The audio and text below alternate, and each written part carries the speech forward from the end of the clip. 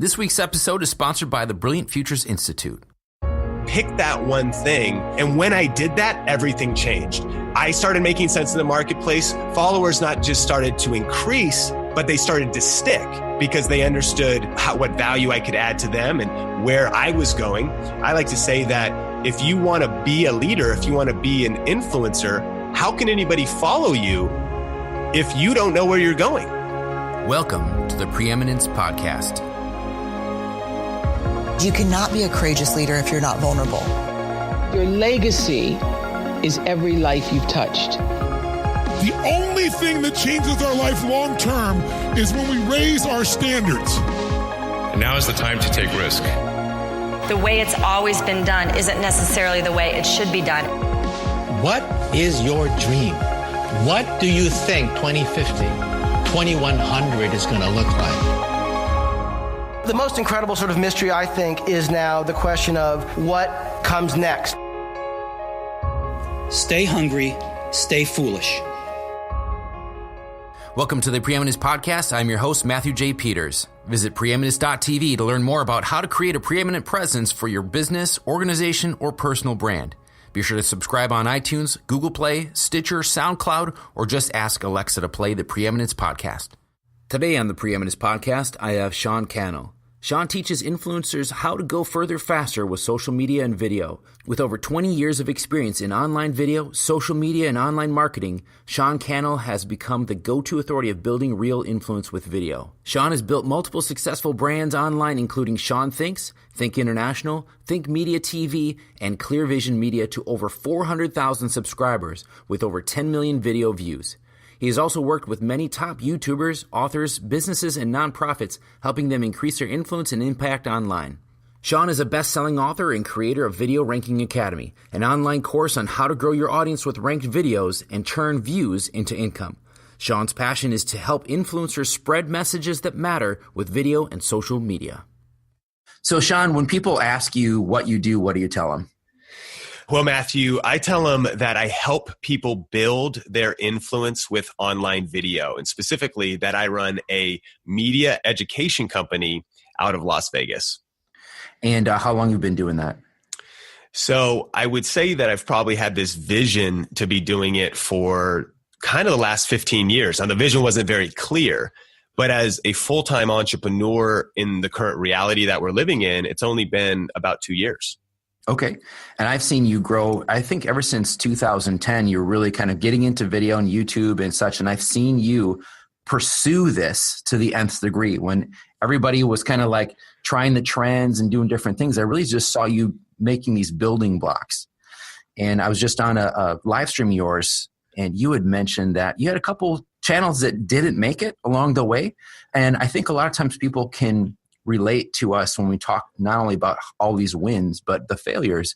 And could you tell us a little bit about some of the setbacks or challenges you ran into?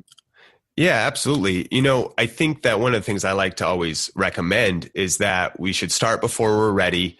And I forget who said it, but it's a famous quote from, I think, some of the ancient philosophers that say, we learn by doing. And so when I think about some of the early channels, I know I just started, but I didn't start with all the right information. I didn't start, I had a little bit of a North Star. I thought, okay, I've done a video for a while. I want to help people with video. I understand that internet's happening, social media is happening. There's so much opportunity out there. Let me just start something. And so one of those first channels, I started a channel around my video production business. And I thought, like, maybe this channel will grow up like other YouTubers or things like that. But it didn't, it couldn't have even really, because it was just really just an online portfolio of my content, and it helped my video production business grow. But I didn't really kind of understand about positioning, branding, or actually creating content that the audience wants to watch. I probably had a blind spot. Like, of course, people would just love my videos and my cool edits and things like that. But there wasn't a clear audience. There wasn't a clear value proposition. Things I'm saying now that I didn't know then. And so, but I learned through that channel, posted lots of videos there. I started a personal channel, started to dabble in ranking videos and doing affiliate marketing, made some money online, but even kind of like you teach, it wasn't building legacy. It wasn't building a brand. And so I learned a lot of lessons, how to even earn some online income But then I thought, this isn't a brand. This isn't strong. And this isn't necessarily what I want to build long term. Started another project where we were interviewing leaders in the faith space for a while. And it kind of grew. But I also learned that our market wasn't very clear. Our messaging wasn't very clear. And eventually our paths kind of crossed. I launched or sort of parted ways just organically of the partner I started that channel with. So we learned a lot in the process. It grew a bit. But again, it didn't necessarily have that stickiness. And I wish I could remember who said this stat, but I read it actually on Instagram, somebody quoting a researcher from an entrepreneur conference. And they mentioned that most successful entrepreneurs have 2.6 failed projects, kind of like most Americans have 2.5 kids, just meaning, that average 2.6 failed projects before they do the thing that works.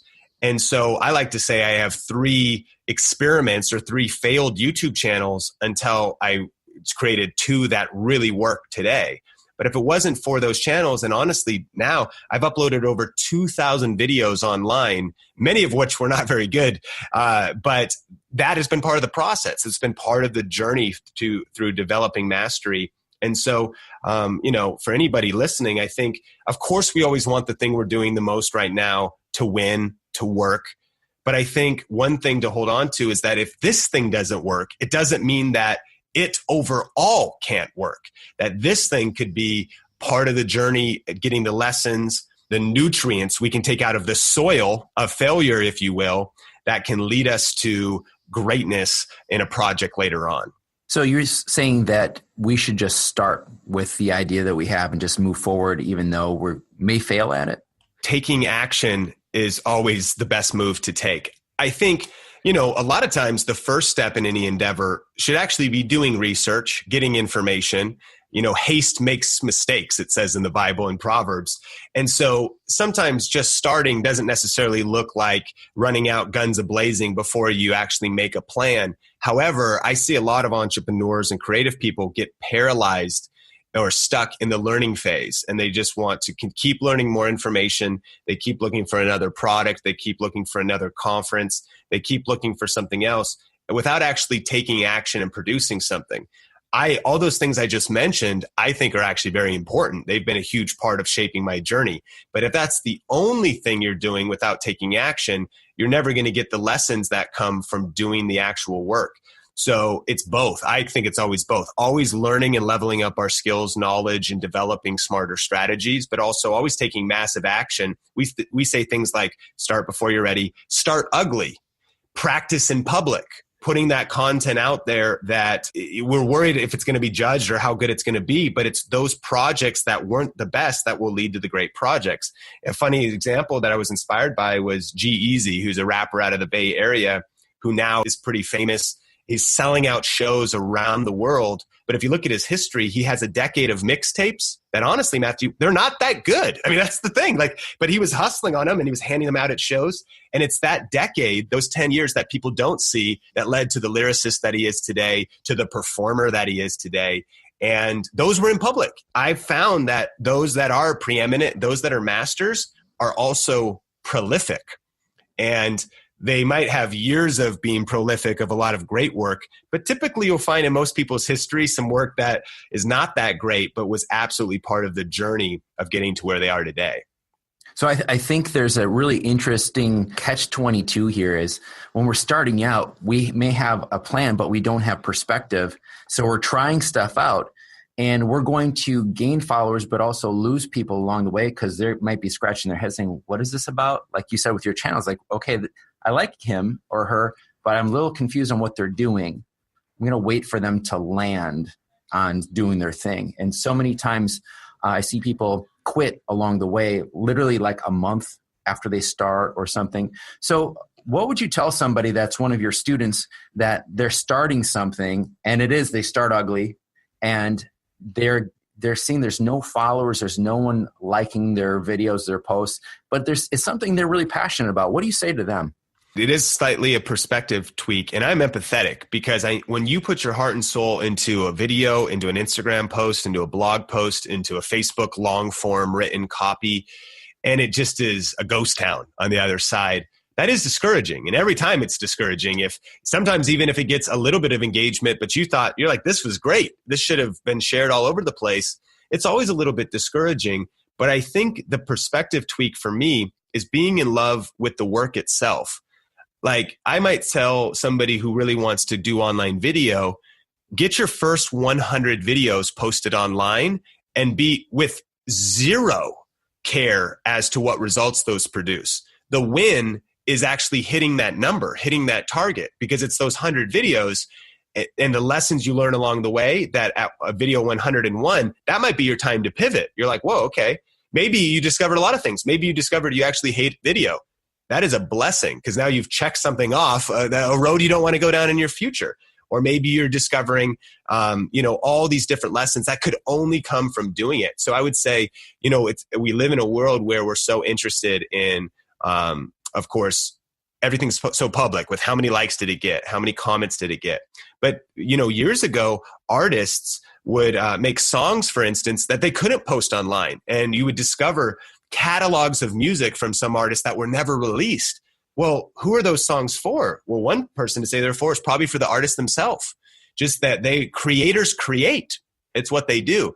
So I'd encourage people to to be doing something they love, to be putting their best work out that they can at the time, and to be less connected with the results, just having a much more longer term perspective.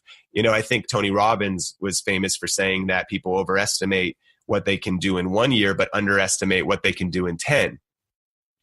And so I don't think many people think decade long these days. We think how much reach is my Facebook page getting this week, right?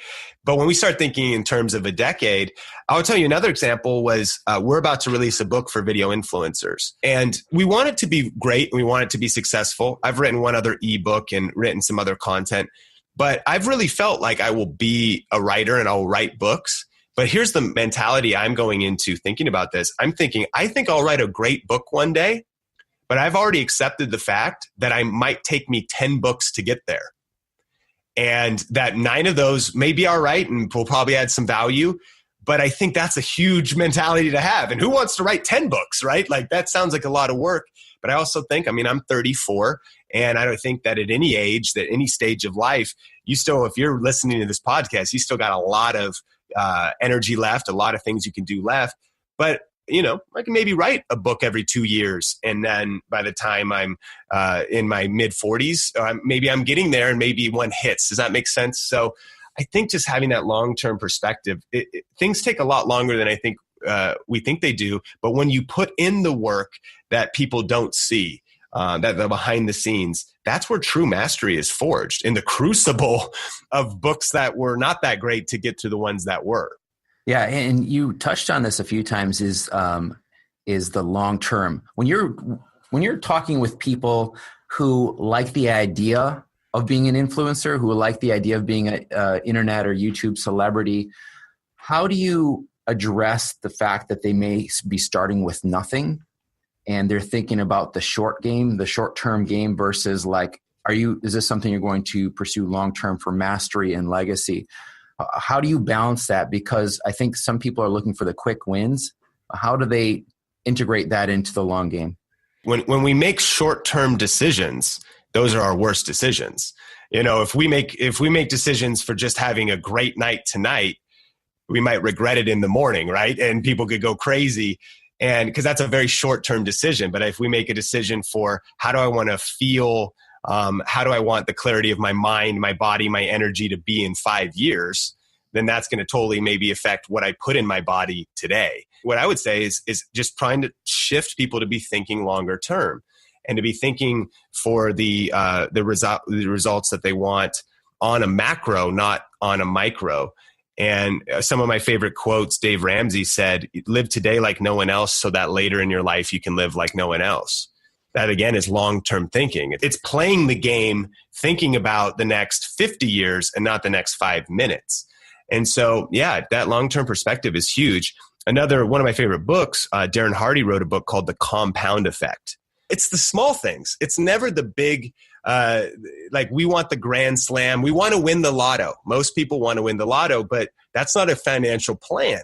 A financial plan is a lot of small decisions made over the long term can lead to huge financial wealth. I was listening to some old Jim Rohn content recently, and he was saying the pathway to being a millionaire is actually incredibly practical for most people, especially if you live in a prosperous country or area that has, infrastructure to support that.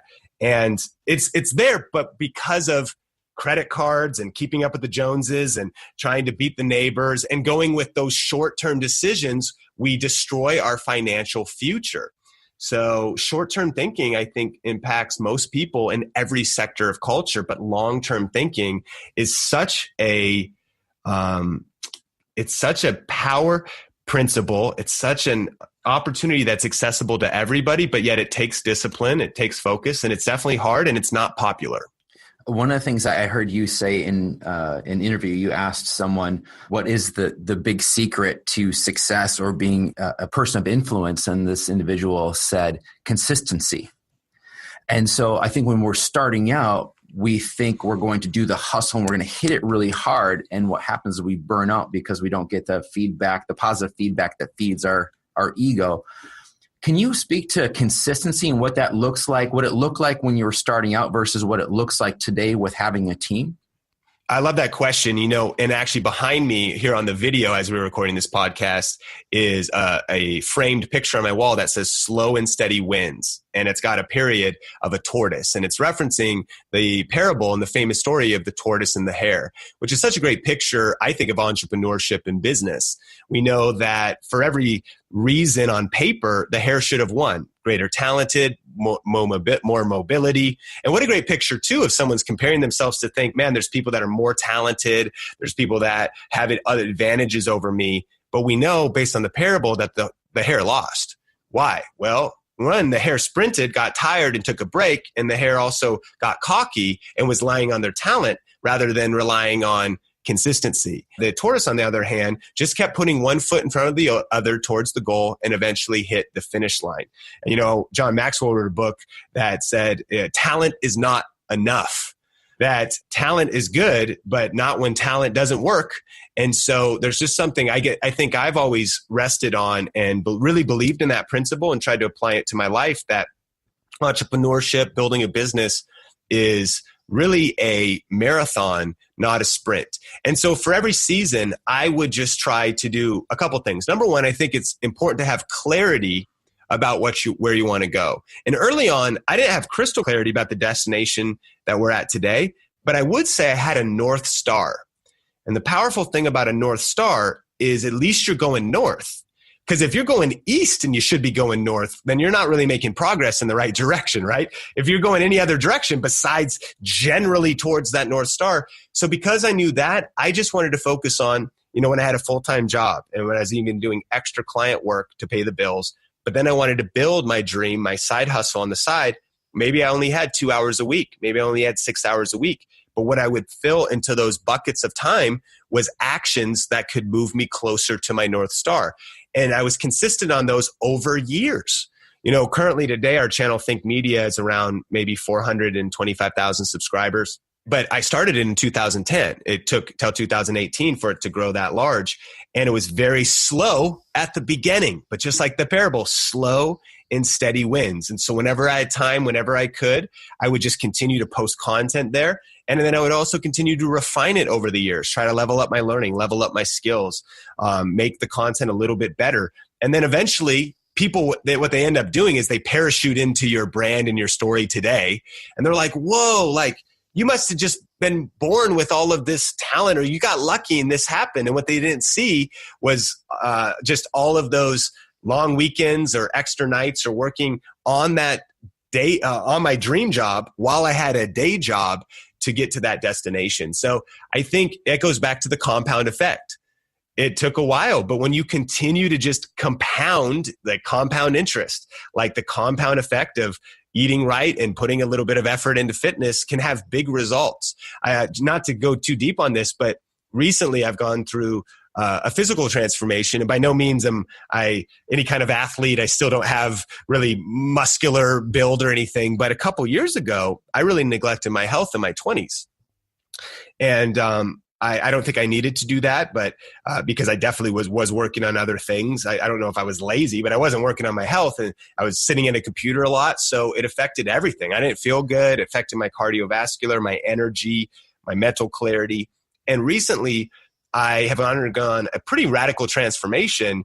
I lost about 30 pounds of extra weight, transformed my whole physique, and recently ran a half marathon in Las Vegas and finished in the top 25% of 35,000 runners for my first marathon ever. And what's funny, of course, in diet, that's a great example. It's a short-term thinking. In diet and exercise, it's all about the pill on the shelf that'll get you, lose 5 pounds in 5 minutes. You're like, what? That must not be healthy.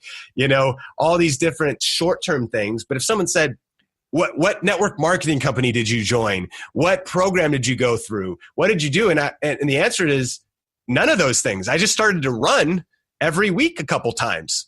And it also wasn't glamorous transformation. It took 2.5 years, but eventually it revolutionized my whole physique.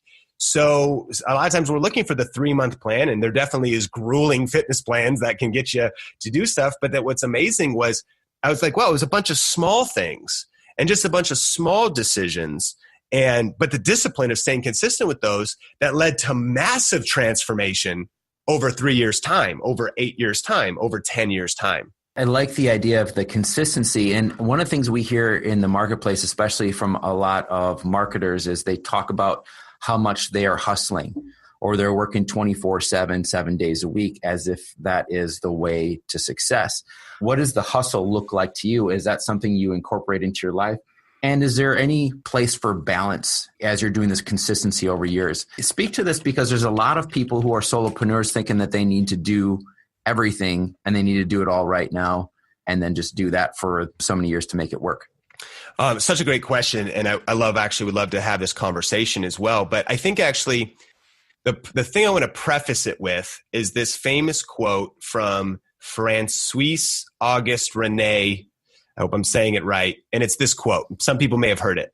A master in the art of living draws no sharp distinction between his work and his play, his labor and his leisure, his mind and his body, his education and his recreation. He hardly knows which is which. He simply pursues his vision of excellence through whatever he is doing and leaves others to determine whether he is working or playing. To himself, he always appears to be doing both. And the reason I wanted to read that is because I would say I probably fall a little bit more into the category of extreme hustle, maybe by some people's standards. But to say that, let me say a couple things. I really almost all the time am getting 7 to 8 to 9 hours of sleep a night if I need it. I have total flexibility and freedom to spend time with, my family. And we do just a lot of really cool things throughout, in our life. But at the same time, a lot of days I will get up and maybe start working. I start my morning routine at 7 a.m. and I may be working by 8 and maybe I'll take a break for dinner with my wife. We don't have kids yet.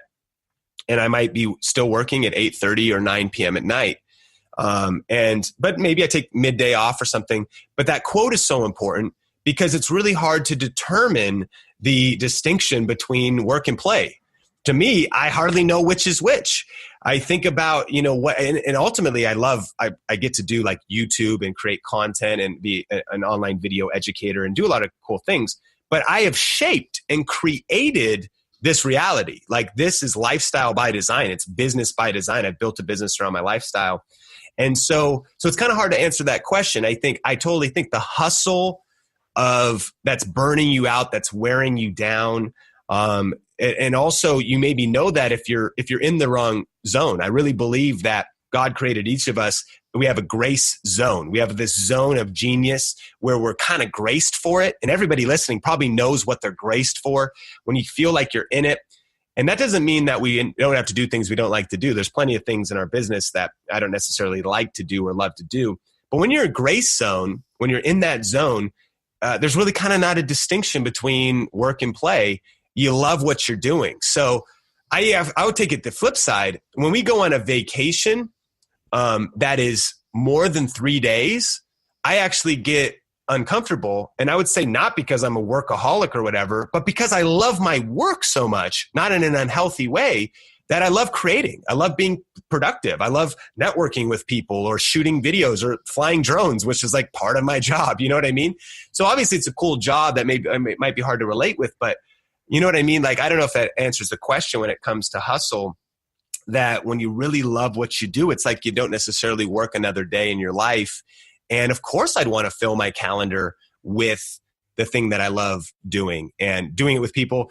I get to ultimately, it took a while, but we built this business that allows us to do what we want, when we want, where we want, with the people that matter most to us.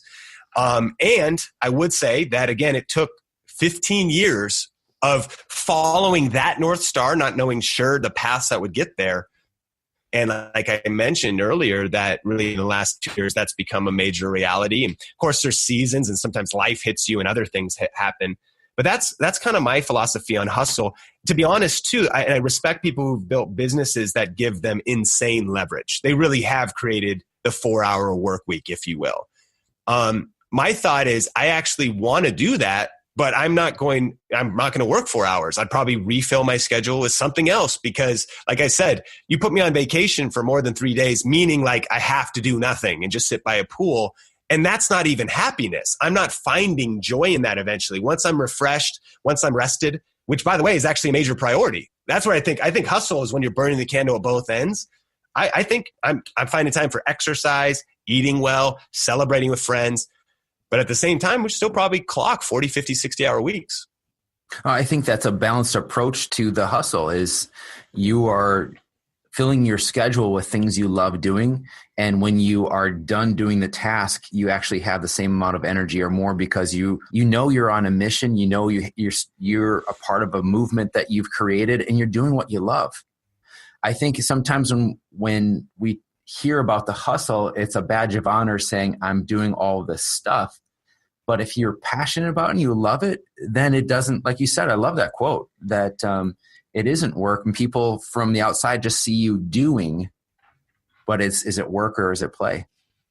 Well, one of the things I know we have a lot of experts, professionals, people who are solopreneurs, people who are maybe a team of one, or maybe they have an assistant. Could you walk us through, I have two more questions for you. One is, walk us through how you hired your first person, what you offloaded first, or what are some things you would consider people offload first? And then how did you learn how to lead people, and what is your leadership style?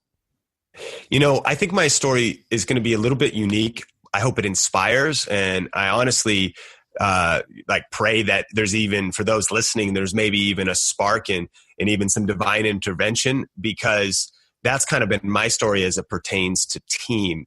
In 2015, October, we were doing mostly freelance work. In fact, 80 to 90% of our income was freelance client work. And we were building our side hustle, making maybe a few $100s a month, but it wasn't paying the bills. And then week after week, Matthew, week 1, one of the clients let me go. Week 2, one of the clients let me go. Week 3, the third let me go. And we were like, whoa, we just lost 80 to 90% of our income all in 1 month. What are we going to do? And I called David, a business mentor of mine, and said, what should I do, David? What do you think? He's like, I'm not worried. Now, this guy's crushing it. I mean, 7 figures, and life, 4-hour work week kind of guy too, just chilling. And he's like, hey, I'm not worried. And I'm like, I know you're not worried. You're never worried. You're living the dream all the time. He's like, but I love that he said that, because he said, I'm not worried, because he goes, I really feel like God is kicking you off the cliff. Every entrepreneur at some point has to jump off, but you just got kicked off. And now is the time to go all in on building your own business. And so that's what we did. And so November 1st, 2015, I was solopreneur. Now, I think the first thing people need to evaluate is who is on your team. At that point, it was my wife and I. So she's doing finances, and that's a huge blessing. So you need to hire that need in your business. We didn't need someone to be doing the finances or accounting. Somebody might need to hire that person, and that would be a good hire, especially if they don't love that. That could take something off their plate. So we have her, she's kind of the CFO, and then we have me, content creator, doing everything in the business and creating content.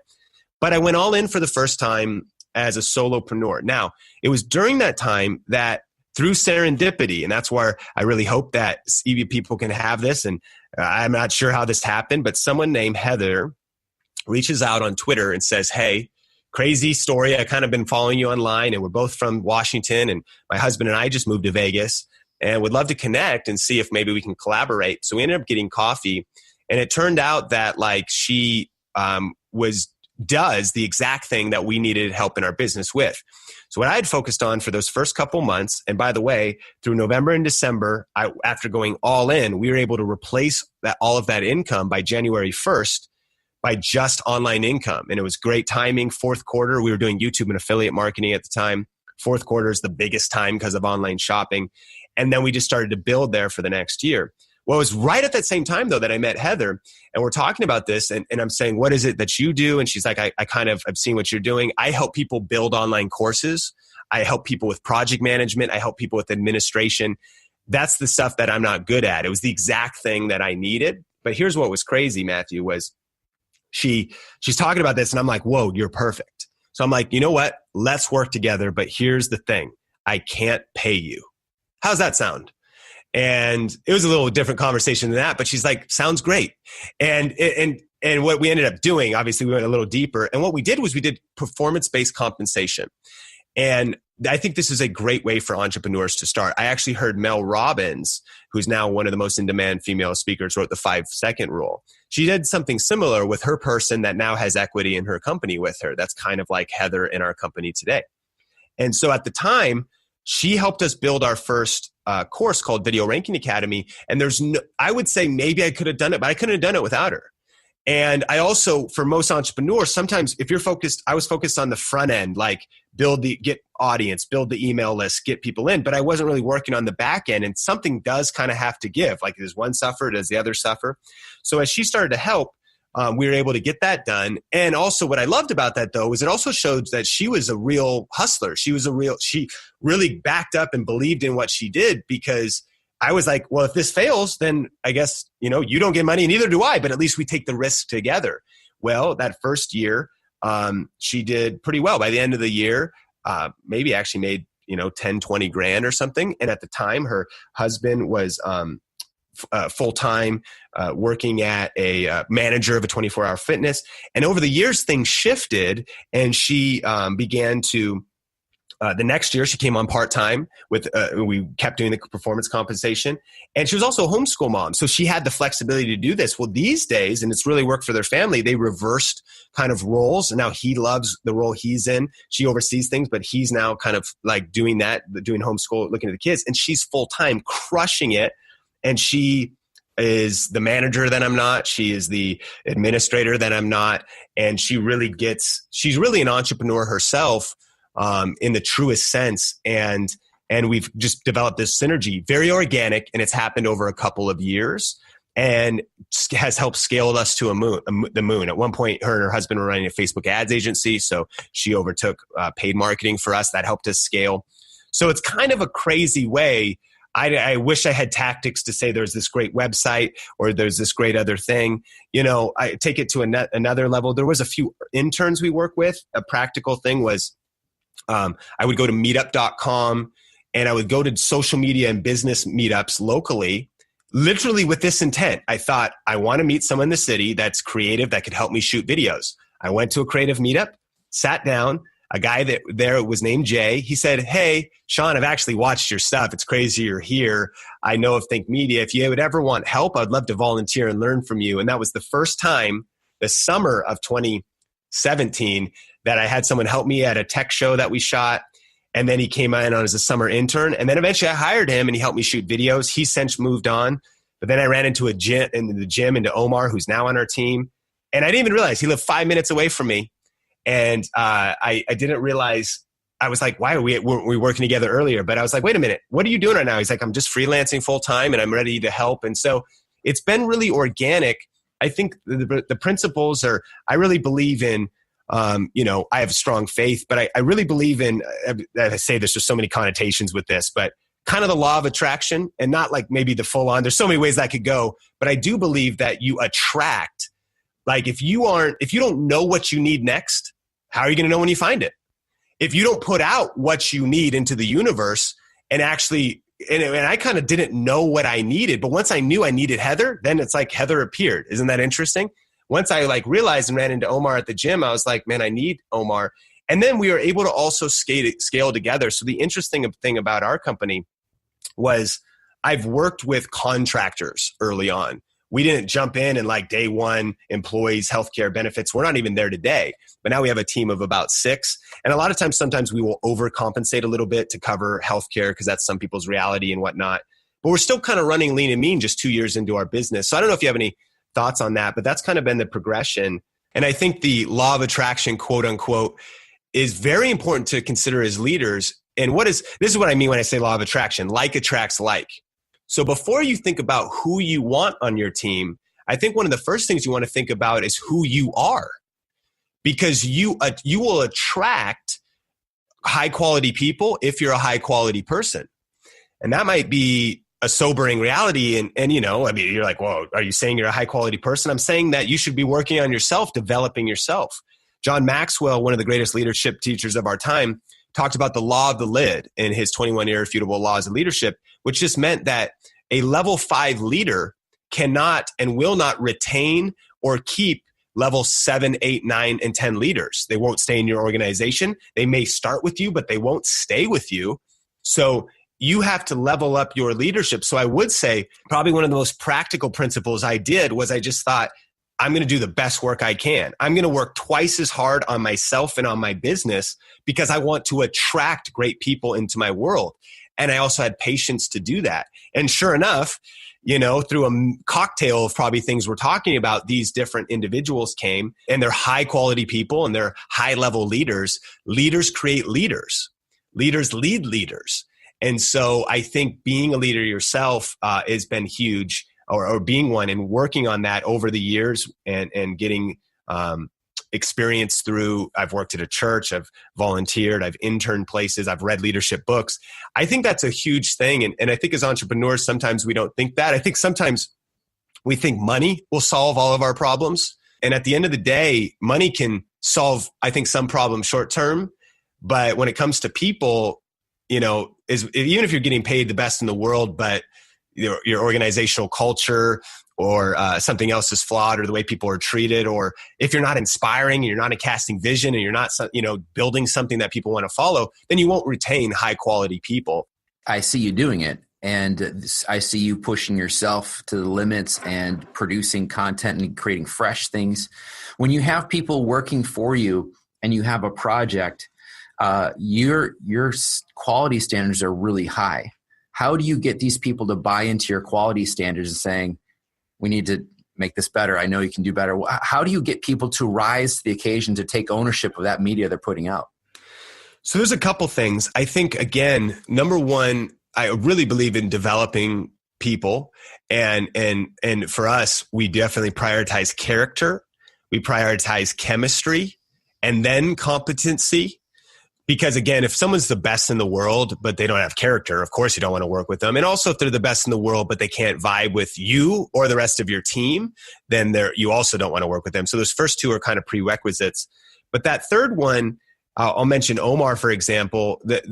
Again, it was a huge blessing because I actually had led him in another organization. And I had already had years to pour into him, develop him, watch him learn and grow. And he had done that himself.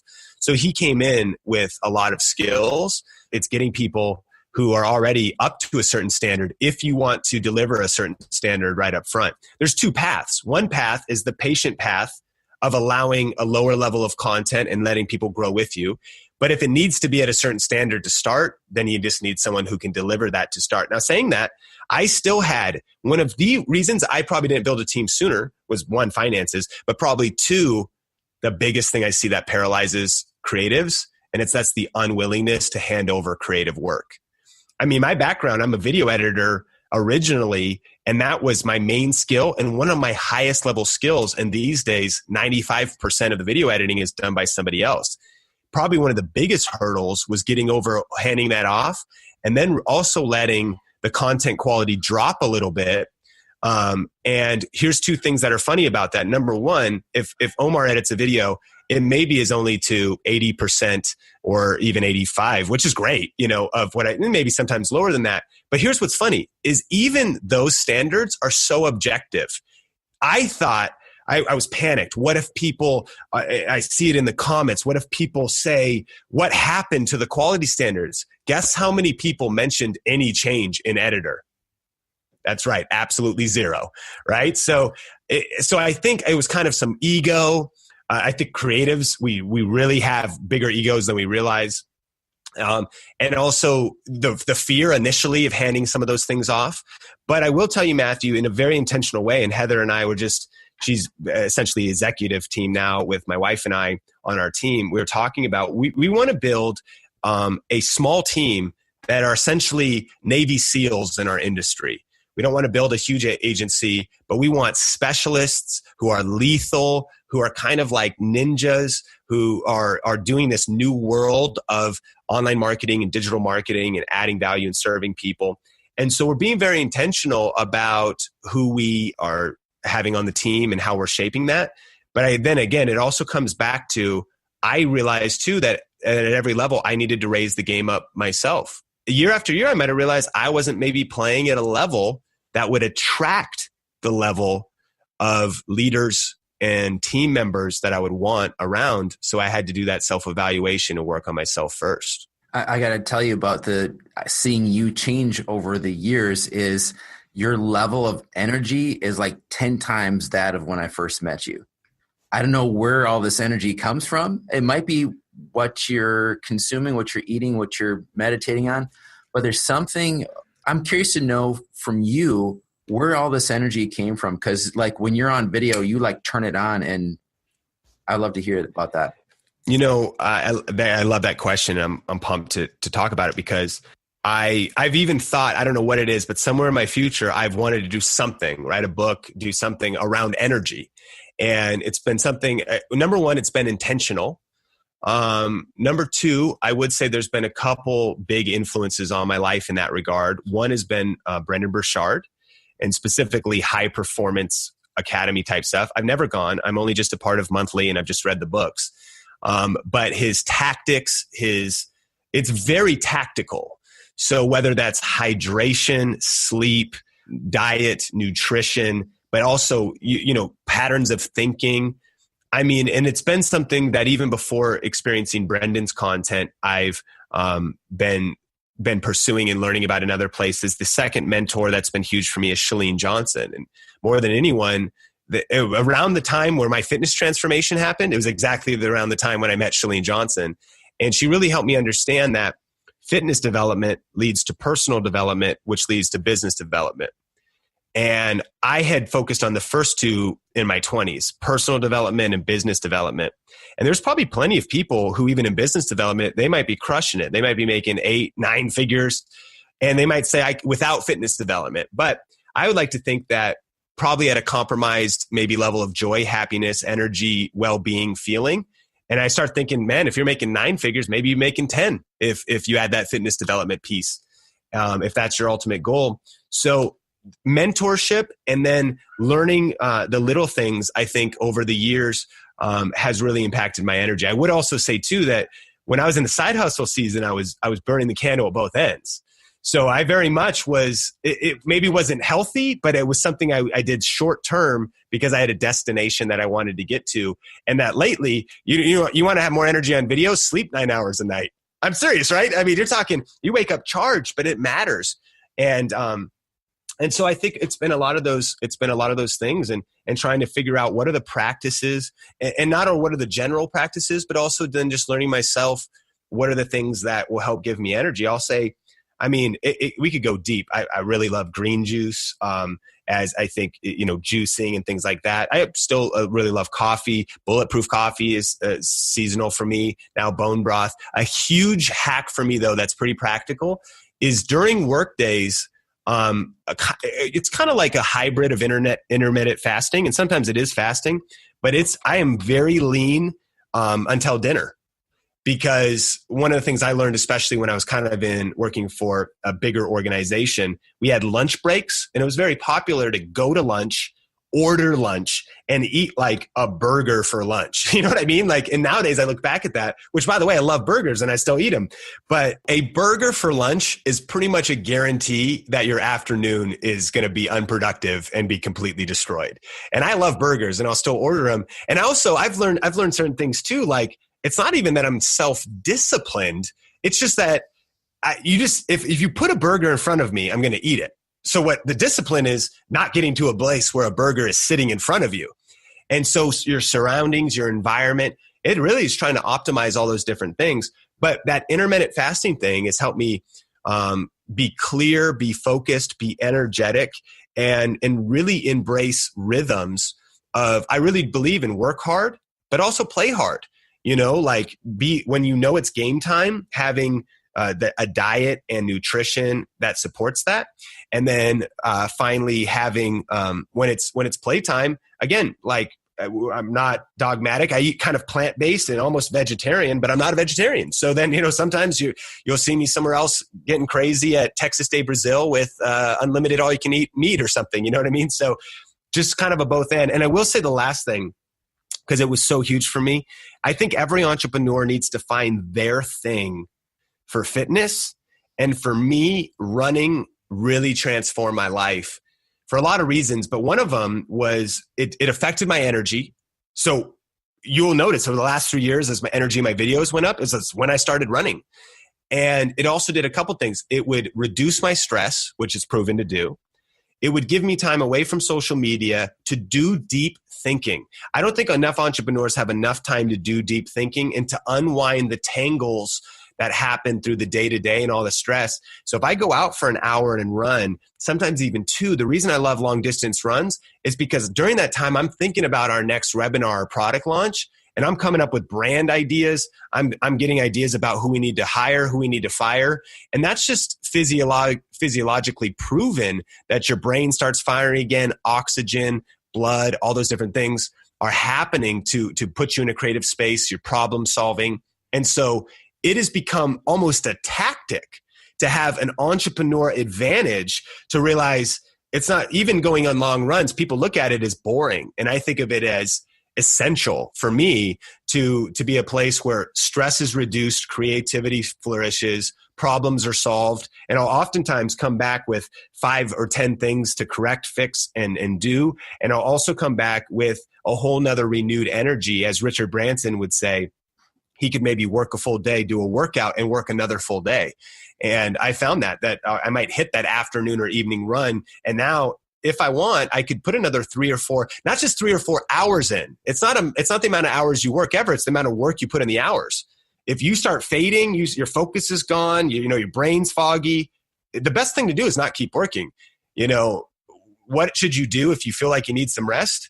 If you have the freedom, you should just rest. Your body's telling you something. Get back in a peak state, a charged state, and then go back to work. And so those have been some things, and that's probably what you've been witnessing, is these are things that have been added in over the last few years that have completely revolutionized my life. Well, correct me if I'm wrong, but I think also there's another aspect of it is you're doing what you love and you're getting energy from that. And so the more that you're doing that and you have the support of people who are supporting this mission, I mean, that's just like where I see this fire inside of you. No, you're totally right. And that would be something to definitely acknowledge, is that if we thought about it as like congruence, or being in congruence, like more and more getting closer and closer to the center of that grace zone. And so feeling grace to do it, feeling energized by it. And you're totally right. I think there is a brutal self-discipline that all of us have to go through if we're currently working at a job we don't like or we dislike. It's tough to get up out of the bed in the morning. But I even thought about this last week, which I've actually been terribly sick, like achy, running nose, coughing, flu. I've heard on the news, it's been going around. My wife battled it. Friends have battled it. And this week we've done a lot of stuff. Now, if it wasn't on the calendar, I probably would have just rested, but there were some things we had to follow through with. But what was interesting, an observation I made this last week, was that every day I was still electrified to get out of bed super early. And I feel like when you want to get out of bed, a lot of us need to get to a place where you want to get out of bed, you have to have the discipline to just get out of bed and get stuff done. But I feel like I was like, wow, man, when you're just in that place, you're totally right. When you love what you do, when you're excited about the projects you're working on, and you're feeding off of momentum and so on and so forth. I think, again, it's compound effect as well, that it's seeing the rewards of so many seeds that were planted, whether that was in energy, whether that was in mindset, whether that was also in income and reducing stress of not having to be paycheck to paycheck, all these different things. It's a major compound effect of 10 years of small things. And I see the passion in what you do. I think it was about 3 months ago, I saw you put out a video. You were doing some jogging along a path, and then you had the drones, and I could see the other guys, and then somebody had a little Steadicam type thing. It's like, wait a minute, are they playing, or is this like a real video where they're going to show us how they're doing things? It was like, I couldn't tell. I love that. And actually, Matthew, I think there's a lot of value. I kind of had a phrase when I was doing my morning routine. I was praying, and a phrase hit me. It was this, and I wrote it down in my journal, and I've been working on it for the last couple of years. And it was become more to create more. It was specifically, we haven't even mentioned, I think, on this podcast, but one of the main things I do is a tech channel, and I review cameras, and I review camera equipment and some action cameras, along with helping people build their influence. So it's the tech side as well as the tip side of how to build your influence with online video. And what I noticed was that some tech reviewers, if you will, competitors, would get like an action camera, and they would take it out of the box, and they would be in their garage at their studio, and they would just shoot their messy garage. And they're like, here's what the video quality looks like, and here's what the camera looks like. And I would see that, and I would think, okay, well, yes, you're reviewing the action camera, but that's not even what an action camera is for. Like, you're not putting it in the context of whatever. And so I thought, how can we be different? How can we do more? And this was before. It was right around the time where I recently just got back into snowboarding, kind of rediscovering that. And as I was wanting to even grow as a runner, even as an athlete, part of it was also because I was like, if I want to create more content and create better content, again, I need to become more. It's kind of like the team principle. I was like, what am I doing in my life that has action in it?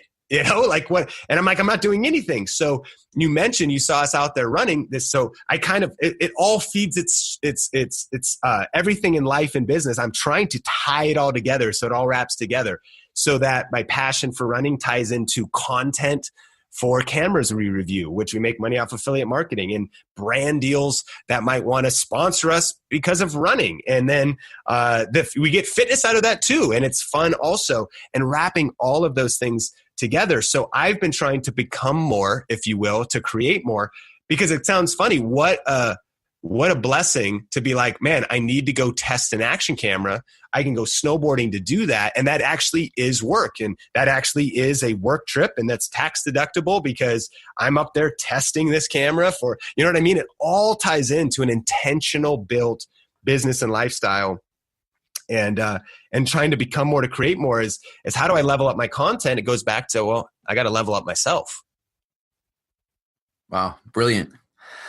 Sean, thank you so much for being a part of the podcast today. I just want to see if you had any parting words, but one of the things is I know you are all about influence. And when we're talking about influences, really the people who influence the most are the people who choose mastery. For the people who haven't yet taken that step in choosing mastery, saying, this is what I'm all about, what do you say to them if they've kind of been on the fence, or they're doing 2 things or 3 things or 4 things a little bit? What do you say to those people? I think that Zig Ziglar articulated it best when he said, don't become a wandering generality, be a meaningful specific. And a couple years ago, when I was looking at my Twitter bio, my Instagram bio, I noticed it actually reflected a lot of people's. And they would say something like, I'm an author, speaker, fitness coach, health coach, Bitcoin investor. And you're like, well, what are you? You're going in a million different directions. And what was hard for me was I also had somewhat of a blind spot to this theme in my life of video, that not only had I done it for many years, but how many inquiries I was getting about it. And I also had a misconception, and that was that if you narrow down your focus and choose mastery, that you'd be limiting yourself and putting a lid on yourself, when actually the opposite is true. That actually when you begin to make sense in the world, when you begin to be clear, focused, and plant your flag, that you actually expand your world, you explode your world, and nobody thinks that all anyone is about is just one thing. But when my bio no longer said, like, I'm all about being, and I think it's fine if people say, husband, son, daughter, cryptocurrency investor, and all, but at the same time, everybody is a lot of things, but you make sense in the marketplace when you stand for just one thing. So if I'm answering your question about really choosing mastery and building influence, I would recommend everybody listening, pick that one thing. And when I did that, everything changed. I started making sense in the marketplace. Followers not just started to increase, but they started to stick because they understood what value I could add to them and where I was going. I like to say that if you want to be a leader, if you want to be an influencer, how can anybody follow you if you don't know where you're going? And I might not have really known where I was going. I kind of was wandering myself, but once I got specific, clear, and focused and chose it. And what I would encourage people is to choose that one thing. Couple things. You maybe don't have to be married to that for life. You certainly don't. You can pivot, you can change. But when you stay consistent around one thing for a season and build authority in that, we've seen people pivot. Sometimes the reason they have authority to pivot is because they mastered one area, they got authority in one area, they got prominence, they became preeminent, and then they were able to pivot. Just for one micro example, but people probably know Gary-Vaynerchuk's story, an entrepreneur who really got known for creating a wine show and growing his dad's business from $5 million to $60 million using mostly free tools and social media. And then today, though, he pivoted that into being about business coaching and social media coaching and very little to do with wine. But because he was the wine guy with the unconventional wine show, and he stuck with that one thing for years and built mastery in that. Again, you might think, man, if I become the wine guy, then I can't be this other guy. If I become the fitness girl, then I won't be able to become this other girl. Chalene Johnson has pivoted over the years and gone into different arenas, and I've learned that from her. But there's something about sticking with the one thing, choosing mastery and planting your flag. And I would recommend for anybody listening, if you got 3 down, circle one, stick with it, go with it, and build it. Wow. Thank you so much, Sean. We really appreciate you taking this time out today to be with us on the Preeminence Podcast. Where can people find out more about what it is you're doing in influence, your website and some social media channels?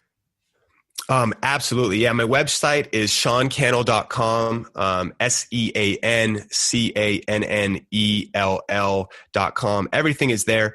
And then, the 2 most valuable places for people, if you just type the words think media into YouTube, that's a lot of, if you want to start doing online video, what camera, what lighting, what microphone, as well as strategies of how to build, get more views, subscribers, and build out real income. And really build out a business model around online video. That's all on Think Media. And then the other one is Video Influencers. If you just type in Video Influencers into YouTube, it's a weekly interview show with people that are crushing it with video. So if someone wants to learn how to grow their influence, income, and impact with online video, there's a ton of resources that are on those 2 sites. And then reach out on the website anytime. Happy to help. Great. Thank you so much, Sean. Thank you.